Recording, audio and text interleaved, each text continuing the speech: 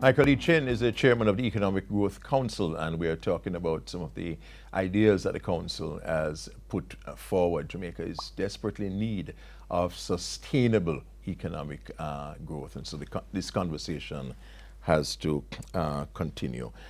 Jamaica has produced a lot of ideas about economic growth over the years, Michael E. Chin, but a problem we have had is implementation. Yes, we have had reports, we have had good ideas, and a lot of the ideas in the report, in your Economic Growth Council report, have been ideas that have been put forward before. What will be different about this report?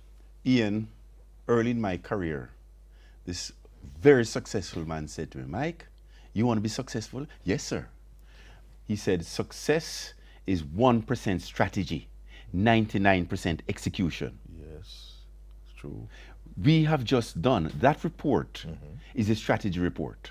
Okay. That's 1%. Okay. 99% is yet to come, which is the implementation. So we have no, we are very conscious that the work has just started.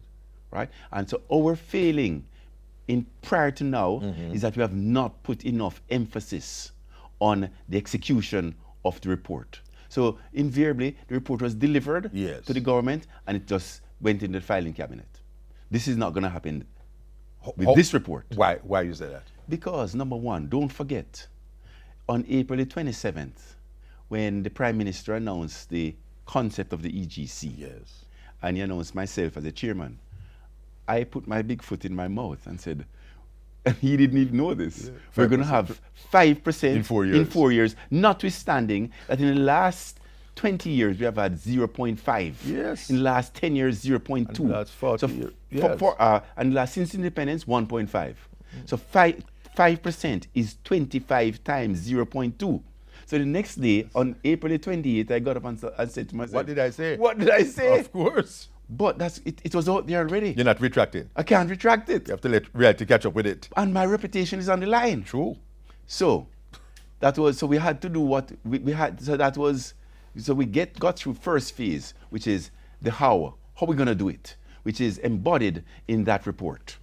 Now, how is this report going to be different? Yes. Because we're now going to make sure it is executed. What mechanisms do you have for that assurance? So I'll give you the methodology that we're going to be using.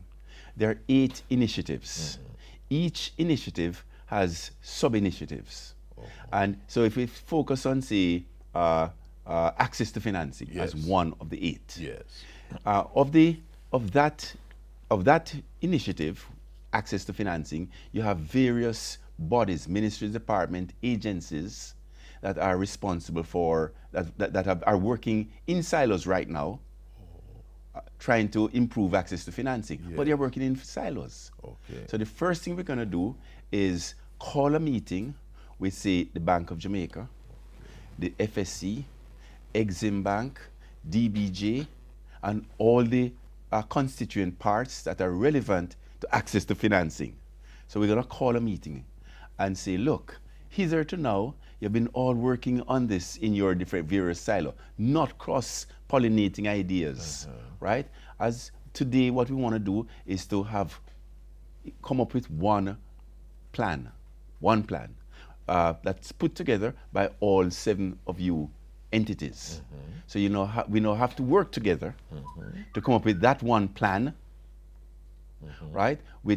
So you will be working as a team. So the silos that we had before will now be broken down. We're working as a team. So you'll come up with a plan, and the EGC will work with you to vet the plan, right? And then iterate it until we can agree that this is the plan, and now we will ask you to execute it.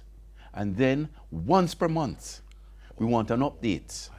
And then every quarter, every 3 months, we will be going on national TV and giving a report to the nation on all 8 initiatives as to where we stand with respect to the milestones that we should have achieved, whether we have achieved them or whether we have not achieved them, and why we have not achieved them. So it's total transparency. That's the reason why. So you're going to operate like EPOC? No, EPOC. EPOC does monitor and report. Yes. Yes. But this will be on TV, and we'll be naming and calling whomever or is not living up to, has fallen down. You will do that? My reputation is on the line. Yes. I said 5 and 4. I have to deliver 5 and 4. So will I do that? Why wouldn't I? It's my reputation. And I can't afford, nobody on the committee, on the EGC committee, can afford to have this not work. We have all bought into it. So you're going to be monitoring very closely all of these. That's how we run. That's how we run our business.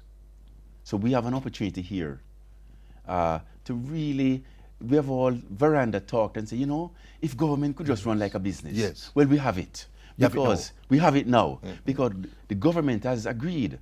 In any partnership, each party has to be clear as to what their role is. In this case, because before we took the job on, the government agreed that their responsibility is singular, enable and facilitate. Right? Framework, yes. Right, enable and facilitate. The private sector's responsibility is growth.